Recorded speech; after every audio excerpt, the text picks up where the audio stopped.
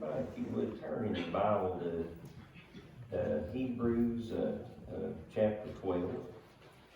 Hebrews chapter 12. To be honest with you tonight, I'm a little more nervous even than I usually am here tonight. Just sort of, I guess, kind of struggling a little bit, really, I guess, really what I wanted to talk about tonight, and just ask y'all, I should have said it before we pray, but you can pray sitting there right now. Pray for me as we go and teach here tonight, and ask the Lord just help me to give the words I need to say, and I want it to be something that's in God's will and that'll help me tonight, and it's kind of a subject here it's not necessarily the happiest subject in the world, but I think it's something that's important and something that's, probably not talked about a whole lot, but I think it's important in a Christian life. It's important for all people, but it's something it's a play to anybody, lost or saved, but I'm probably going to be focusing on, for saved people. And so what we're going to be talking about tonight is bitterness. Mm-hmm. Bitterness is something I feel like it's something, it's not, it's like anger, but it's kind of like cold. Well, I'd call it cold anger. Yeah. You get angry, right. You just lash out. I mean, you're mad, you let it all out, whatever you got. You might be mad for a minute, 2 minutes, you might be mad an hour, you might be mad a few days. But anger don't usually last for very long. You're mad, you may be fussing about or whatever, and you release it and it's gone. Yeah. Calm down, and everything like that. And a person's Christian, then sometimes may have to go to God and ask for forgiveness for maybe doing whatever, saying whatever when you were angry, you know what I mean? But bitterness is kind of different. And I think about like you've heard of the term Cold War. Mm-hmm. For years you had a Cold War between the United States and Soviet Union. There for decades they were, just kind of doing things sort of backhanded back and forth to, without, they weren't just going in battle and shooting at each other, but each one has had their, untrusting eye on the other one.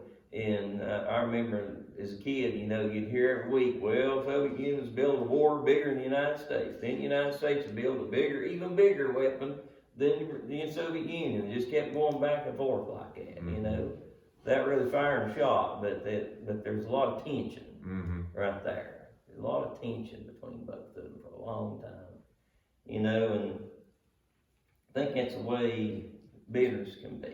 Yeah. It's because a lot of times, bitterness, it comes from just for, I guess, a real simple definition. It's like holding on to an old wound that you're unable or unwilling to forget. Yeah. It's something you hang on to. Right. It don't go away. And the thing is, it's not always apparent. Yeah. By other people necessarily. It depends on, I guess, how much bitterness you have. Mm-hmm. Are you bitter? Are you just overly bitter about everything? Yeah, you might be hard to hide that. But if you just got one root of bitterness, you're a pretty good person, good Christian, and you generally try to do what's right. But there's still that one little root. Yeah. There of bitterness. Right. That just kind of holds you back. Yeah. And that can be enough, maybe to keep you from serving God, praising God, right. Worshiping God, right. To your full potential. Yeah. It holds you back in a way that's, like I said, might not even be apparent to other people. You might not even be aware of it a lot of times. Yeah. Living life, if it's something you've had for a while. And something else I think about bitterness. Anybody can get bitter about something. Mm-hmm. It's something or whatever, some organization or just life, has done something to you and you're angry about it and it's hurt you in a way to where it's hard for you to get over. It can happen to anybody at any age. Mm-hmm. But to me, I feel like it's something that's more prevalent as you get older. Mm-hmm. That you're more susceptible to it, in other words, mm-hmm. as you get older. Yeah. I remember Preacher Greg preaching several years ago, Preacher Greg Thompson, preaching several years ago on the sin of pride. And I remember him, and I think pride and bitterness are kind of similar mm-hmm. in the aspect that, sometimes we get on young people about, certain sins, about drinking and living wild and fornication, those kind of sins is what we think about, you're living wrong, you're living wild, and, and a lot of times those are sins that are more younger people. Mm-hmm. As you get older, those sins may not be as prevalent in people. But the thing is, there's other sins that may not be quite as wild or lavish or obvious as some of those other sins, but pride can be one. Yeah.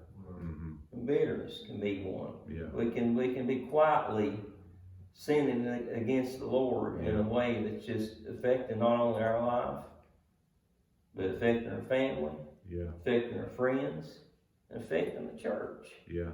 And like I said, it's hard to dig out. Yeah. I think about why is bitterness referred to as a root?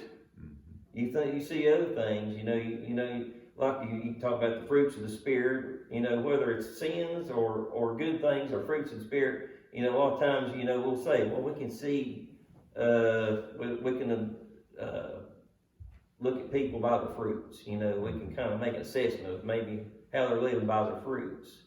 When you think of fruits, those are things growing up high in the trees or berries or something. They're right out in the open where you can see it. Yeah. You can see all those kinds of things. But when it comes to bitterness, the Bible refers to it as a root. Yeah. Why does it refer to bitterness as a root? That's good. I thought that was just pretty, I just never really thought of that before. Mm-hmm. But you think about a root. A root is something, one thing, it's hidden. Mm-hmm. You can't see a root. It's under the ground. And a root it doesn't put on a big show. Right. It's not like a fruit with a nice big red apple or grape or a bright orange or red strawberry. It's down under the ground. Is it important? You better believe a root's important. Yeah. It's the foundation of that plant. The roots are extremely important. Yeah, you can. Well, I take it, you think of a Bradford pear, that's the hardest thing to kill I've ever seen in my life. We put that Bradford pears around the house and started growing up. Then you know how they do. They grow so fast, and then you start getting some hard wind, and then the limbs start blowing off of it. They're because they're weak. They're just not, stable trees. They grow fast and all that, but they just can't withstand wind. You have to get very big. And cut them down, but by God, them roots are still alive. It's been 3 years since we sawed ours down, and I keep spraying them with crossbow, and they still keep sprouting up. Yeah. But what does that tell you? Yeah. The root is still alive. Yes, sir. It's still putting out some sprouts. It's trying to live, even though the rest of the tree's gone. Yeah. You can't see them. Mm-hmm. You'd have no idea the roots were still there if it wasn't for those sprouts coming up.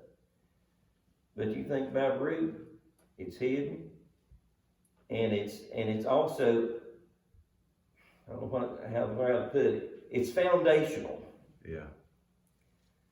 So I guess when I think about bitterness, bitterness, even though it's not visible, it's not obvious, it can be foundational in our lives, just because if we allow that root of bitterness to be the one providing life for the plant, providing that life for you, eventually that bitterness is going to start seeping up to the rest of the plant. Yeah. And eventually, there's gonna be some sprouts start coming up. Yeah. Eventually, if it keeps going, Yeah. you know. So, I think that's something but like I say, to get back to, you know, about, you know, older people seem sometimes can be more susceptible to it. And I feel like that is the case because you live life. Things didn't end up maybe going always the way you thought it would have. Yeah. You're younger, you know, you've got a lot of energy, you've got a lot of hopes and dreams and all that. And if you're not careful, if you dwell on things that don't go the way you thought they should go, it can lead to bitterness. Yeah. You know, whether it's people doing you wrong, or church doing you wrong, or just life just doing you wrong, or just being disappointment. Yeah. You know, I think that's the reason it can make people, when we get older, you know, have to fight bitterness. You know, and I'll be honest, I have to fight. Sometimes there are certain things I have to fight bitterness more on than I did 20 years ago. Yeah. It just wasn't really in me so much, but sometimes it is more in me now, you know, and it's something that just gotta pray to God and just stay close to Him. Keep that root to keep it from growing, keep it from thriving, keeping it from being the one that I don't want that root of bitterness to start defining me. Yeah. And start sprouting up bitterness that is going to start doing harm. So I just got some questions to ask you here tonight. Just for something for you to think, some questions for you to think on. And I think these questions can, you know, you wouldn't have to answer yes to all of them, but just maybe one or two or a few of them could signify you might have bitterness in your heart. First question is, do you hold a grudge like your life depends on it? I think there's people that actually they live on holding grudges. That's what makes them go, you know, it's terrible, but it's what makes them, they live. I think it gives purpose in their life sometimes. And, you know, especially if it's to the point where they're letting the sprouts come up and you see it. Yeah. Are you always complaining? Do you feel you're not grateful for the good in your life? You know, it's something that I think just about any of us, if you want to just start counting the list, I can just about guarantee most of us, or maybe not all of us, would have more blessings in the blessings column than in the problems column. Yeah. You know? Yeah. But so many times we don't look at the good, do we? I don't. I'm guilty of that. Like, all this good over here, completely ignore that. Look at the few little bad things, or one or two things that's just not going quite right, and dwell on it, you know? But I think any of us can do that, but it's like a lot of these things. If you're constantly, chronically doing this, you know, it could indicate some kind of bitterness. Do you want only bad things for those who have hurt you? Are you jealous of anything good that happens to others? Do you have trouble sharing in someone else's joy? Because I think there's times where everybody around can be happy about something being the greatest thing that happened in the world. And there'll be one person bitterness could just throw a wet blanket on everything. Right. You know, I think that happened in church too. Yeah. I think one person can throw a wet blanket on service if they've got enough bitterness or resentment or whatever in their heart. It can happen. Do you act out to get attention concerning the wrongs done against you? Some people, they want to put it as a news flash. Any wrong that's been done, they want to make sure everybody knows about it. Yeah. Right. Are you cynical all the time? Are you quick to blame others for your problems?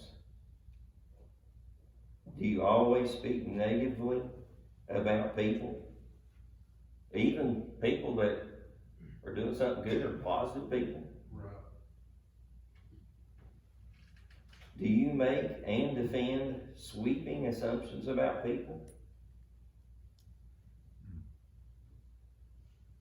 I think that's referring to there's just some people you can talk to about somebody else, and they will always question their motivation, no matter how good it is, or it may be the most wonderful thing in the world. They're always questioning. Well, yeah, they may have done that, but now they're probably doing this for some purpose to better themselves, some kind of they've got some kind of motive behind it.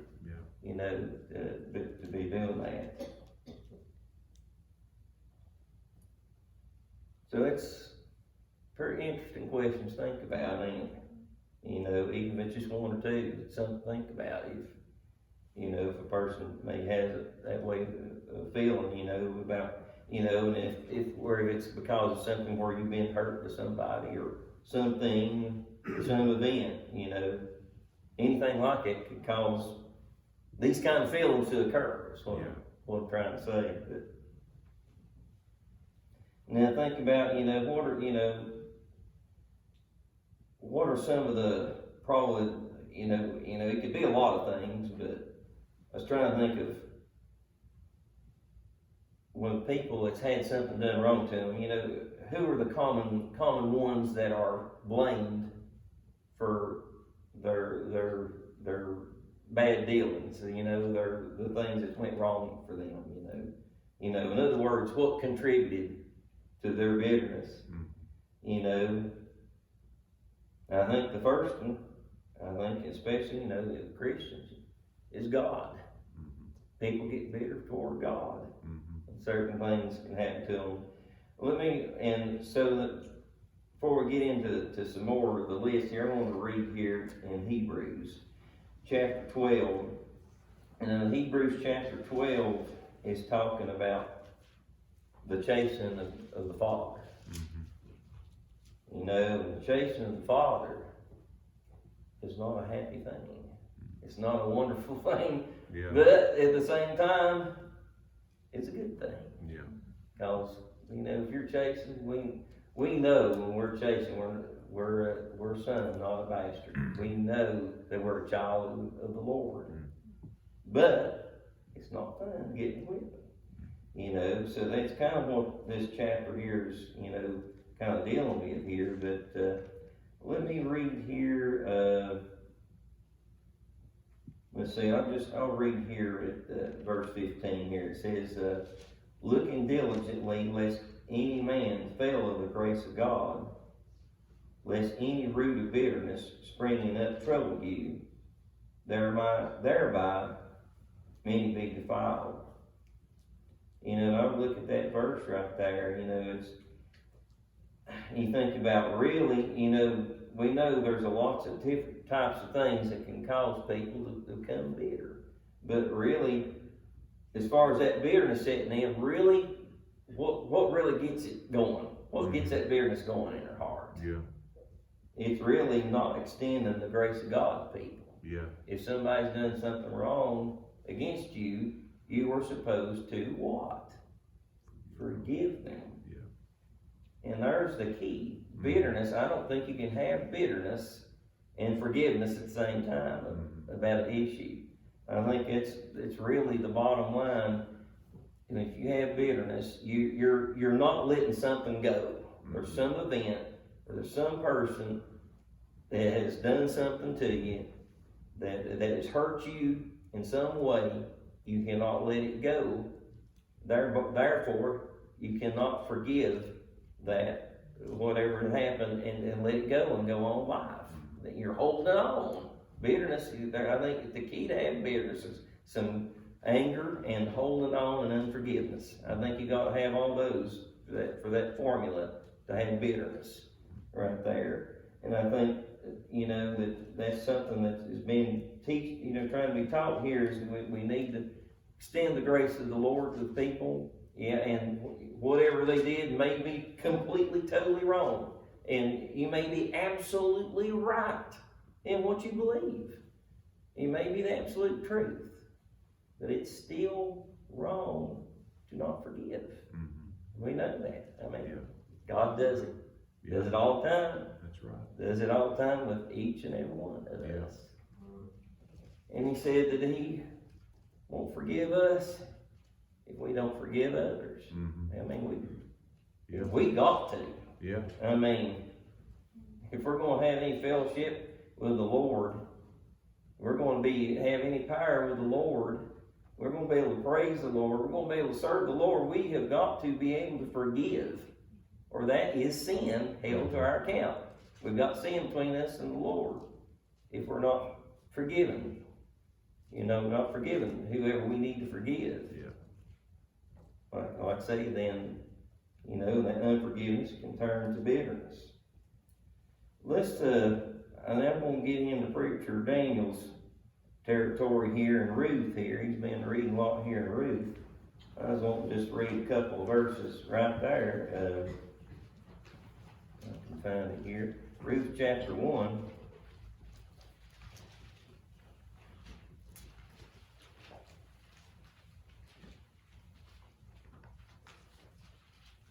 I'm going to read here Ruth 1 and 19.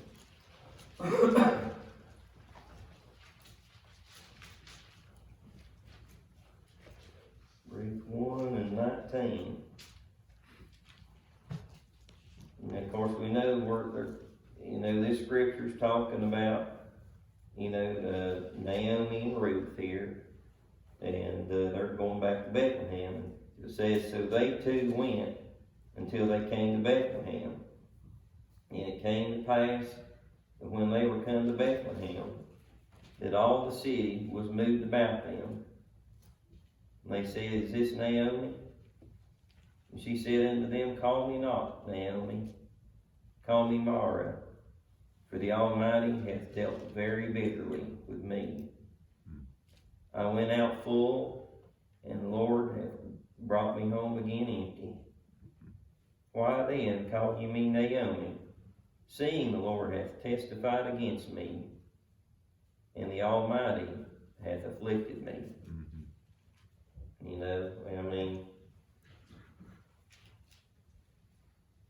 If you believe it, I think a very long time, you've had something, either somewhat tragic or very tragic probably happened in your life, something that's hurt you, something you've lost, or somebody you've lost, we know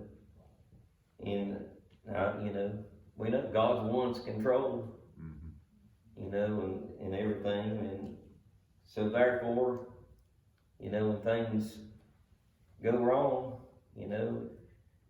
sometimes what we do, sometimes we blame God for it. Yeah. Why did you do this? Of course, and I think the biggest one is when we're losing a loved one. Why did you take them? Why did you take them at this time? We needed them. They were so young, or whatever it was. Why did you do this? Why did you allow this to happen? And I think there's so many times people get bitter just because of something that they feel like that God should have done or didn't do, and he didn't do it in the way they should have, that they think he should have, and they get bitter, get angry, get bitter, and then eventually, either sit in the church house bitter or leave the church altogether and just quit on God. Yeah. Bitterness can do that too. Yeah. Of course, you got people that's been married and everything that and may split up, or divorced, or they got cheated on, or whatever the case may be. There's I think a lot of bitterness can rear its ugly head in a marriage. There's lots of things. You're living together, you're sharing with one another, and there's a lot of good things in marriage, but then there's things that you may disagree on, or things you just don't think you're being dealt with fairly or right. And if you're not careful, bitterness can start that little line of bitterness can start coming out He sure can. from your root right there. And before you know it, if you don't have the Lord in your life and you pray, and both of you pray and have God to send you your life, it can destroy that. It can destroy that beautiful plant. You can have your children grow up, maybe do things that are wrong, do things that may hurt you. Your friends. It's just, you can have people you knew for years and years and years, and they just do something to you that you just cannot even believe that they did it. Yeah. And just hurt you so bad. And root of bitterness. Yeah. That can develop. Yeah. Right there. From that hurt. Yeah. Co-workers and boss, you can have a job and, it just depends on, I guess, where you work, who you're working with, Sometimes people, even Christians, I'm sorry to say, can be kind of like backstabbing on things sometimes, try to get that promotion, get that extra dollar or whatever, and maybe somebody you worked with for years that you had confidence in. Yeah. And just hurt you. And it's like, you just can't believe it, and bitterness can start right there. And then, of course, the last thing I got here is the church. Lord have mercy, we all know that that's hurt a lot of churches. Yeah. It's split a lot of churches. Yeah. It's probably closed a lot of churches. Yeah. Just from one thing, could be one thing being done, one thing being said, whether it was, maybe inadvertently or on purpose, cause hurt for somebody else, and cause it. Because I think bitterness and cancer are very comparable. It can start, it gets quiet. A lot of cancer won't hurt for a long time. I know there's cancer that can get in you and really work quickly, but most of the time you think of cancer, it's very small, painless, you can't see it, don't know it's there, they had a long time, but by the time that you know that it's there's already significant damage been done. And I think that can happen. It can happen in our lives, it can happen in our families, it can happen in our church very easily. Yeah. That's right. But there's just a lot of ways that bitterness can form. I was going to, I won't turn there, but we'll just talk about Cain. I think Cain, he had bitterness. I really believe he had bitterness in his heart toward Abel. He had jealousy. I think at the start, he just saw Abel being blessed to God, and he wasn't, and then that jealousy, I think, turned to bitterness, and that bitterness then, of course, eventually caused him to murder his own brother. So I know a lot of times bitterness is generally cold and quiet a lot of times, but I guess if it builds to a point, it can explode and definitely make itself known. May not by a little sprout. It may be one big plant just pops up all at once. I mean, why do you think we have shootings in the schools? Yeah. There's no doubt most of these people has got probably some kind of bitterness. Yeah. Because not all the time, but a lot of times these people are described as being quiet. Yeah. And don't really, they don't really make a lot of troublemaking or anything like that. But there is something that they've been hurt or been bothered by, for a long period of time. Then just one day they decide to bring the gun and mow a bunch of people down. And I just don't think it's, for most people, that's not going to happen overnight. Yeah. To come to that That's decision. Right. That's right. I think there's bitterness and hurting people's heart, whether, might be understandable. Of course, we know the action is never understandable, but you might see, why it might happen, But But so, that brings me to the effects of bitterness. You know, like I said, it can be quite about the point where you might not even know anybody is bitter or anything, but if it starts building more and more, I mean, it can cause some changes that is observable. You know, you think about,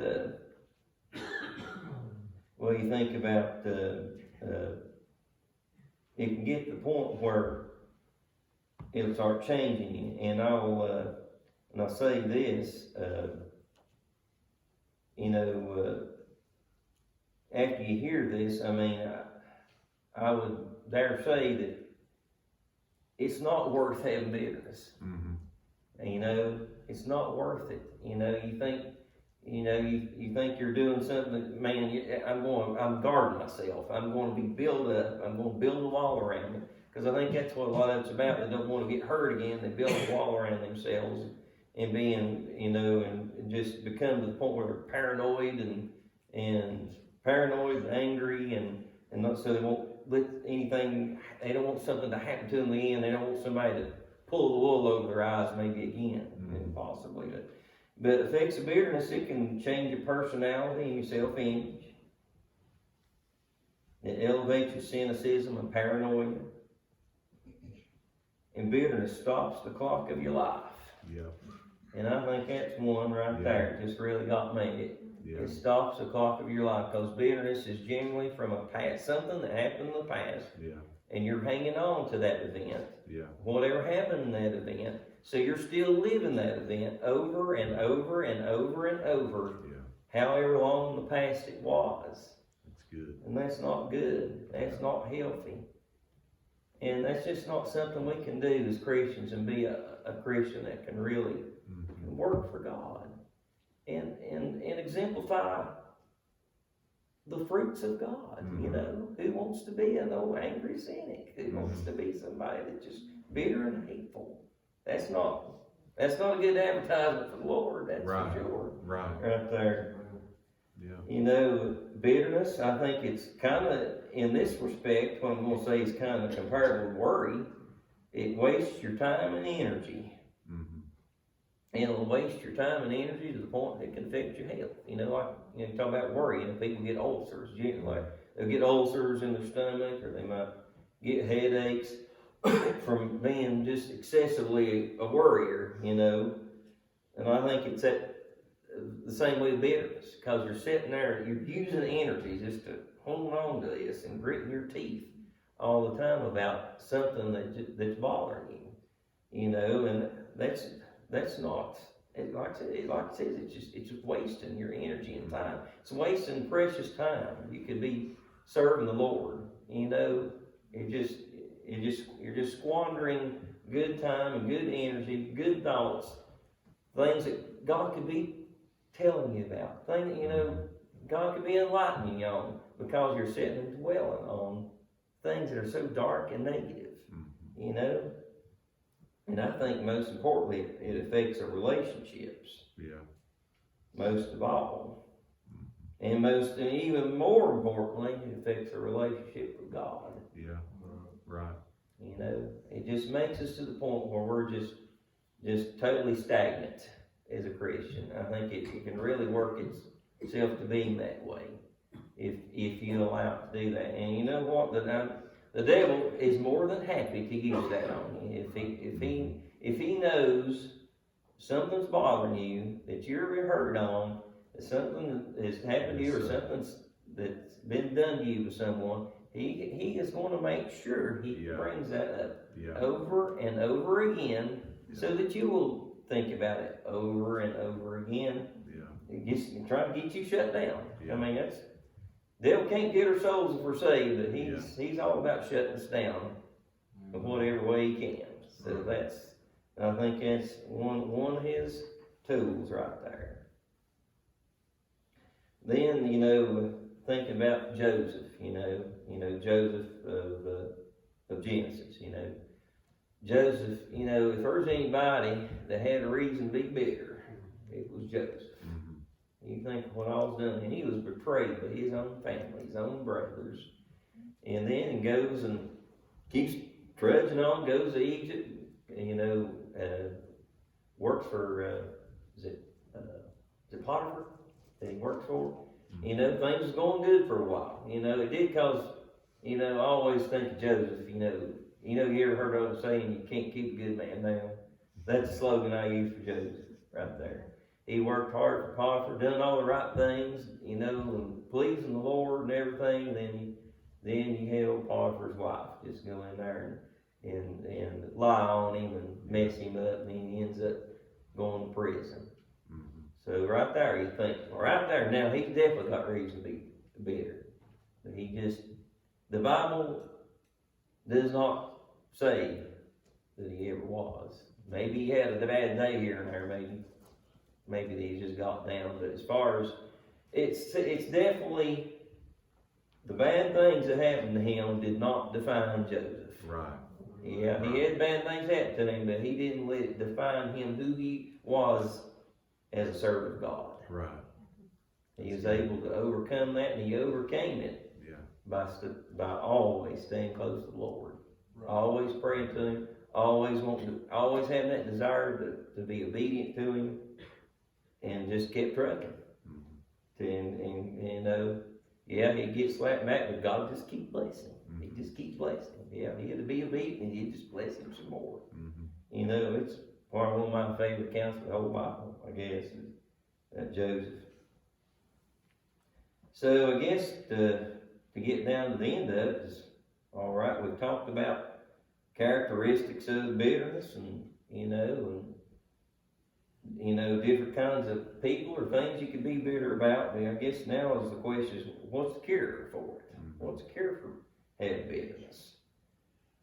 And I think number one, for us as Christians, especially when I was talking about that something happens, a lot of people blaming God for what if something happened. I think number one is trusting the sovereignty of God. Yeah. It's just getting back and just saying, Lord, I trust you Yes. for what you're doing around me or in my life. That I'm going to trust you even though it's not what I want, even though it's not something I really agree with necessarily. But the thing is, I know you're God, and you have all wisdom and all power. Just trusting His sovereignty, trusting in His will. And number two is, I think, extending God's grace to forgiveness. It's just forgiveness. Yeah. And the thing is, there's going to be a lot of people, maybe probably more people than not.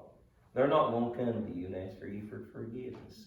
There's a good chance that you might have to happen sometimes, and that's the most wonderful biblical thing you can have. Somebody's done you wrong, and they realize it, and they come to ask forgiveness, and you forgive them. That's the most perfect situation. But unfortunately, that doesn't happen a lot of times. That means you're just going to have to extend that grace and forgive.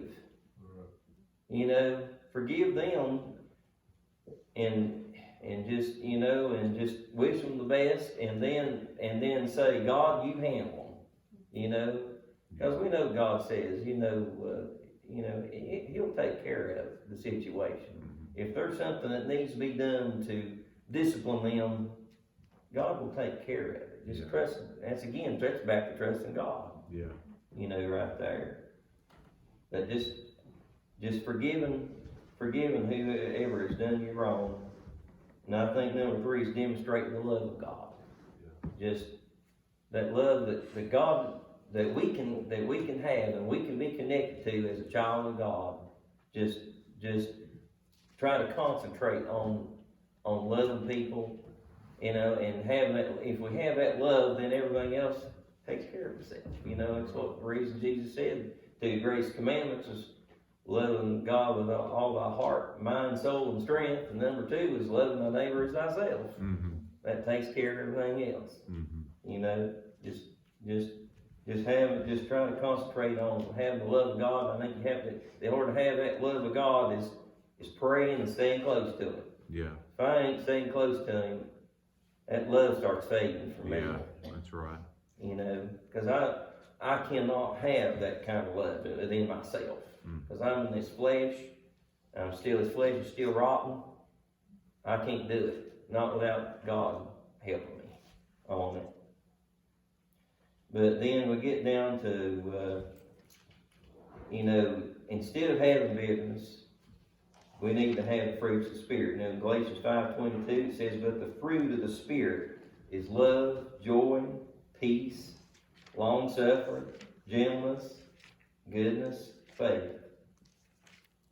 And then verse 23, meekness, temperance. Against such there is no law. Love, joy, peace, long-suffering, gentleness, that just all sounds a lot better to me. You're going to be a lot happier. You're probably going to be a lot healthier. Because bitterness, having bitterness and resentment and unforgiveness, it's not good for you. You need to forgive the person for that person, but you need to forgive others for yourself. You're doing yourself probably even more good than the person you're forgiving. Because you forgive, you're going to have joy in your heart, and you're going to have a desire to serve the Lord. You're going to be more useful in God's service. Right. You just can't with that root of bitterness lingering and feeding into you. You gotta cut that thing off. So you can have good fruits instead of bad fruits. Well, that's about all I have here for tonight. I'll ask anybody if they want to read or say anything, go ahead.